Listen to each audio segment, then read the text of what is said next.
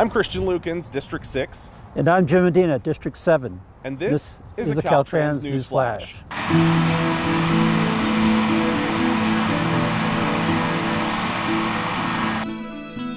We're here at District 7's Lebec Maintenance Station just off of Interstate 5, about 60 miles north of Los Angeles, 40 miles south of Bakersfield at the 4,100-foot summit of Tejon Pass.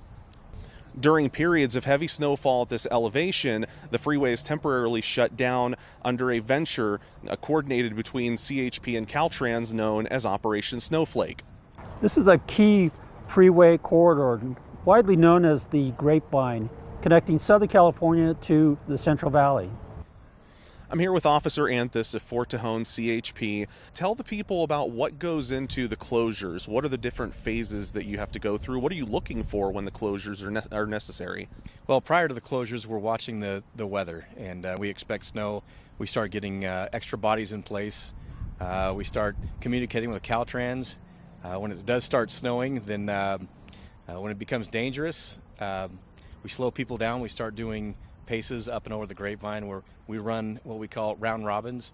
Then we shut it down, clear the roadway, let Caltrans handle their business and make it safe again. Randy, can you describe some of the equipment you used during Operation Snowflake? Yeah, as a matter of fact, we have two pieces right here. This is actually going to be our snowcat.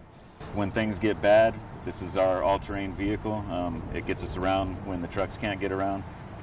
And then this is probably one of our more standard pieces for the highway.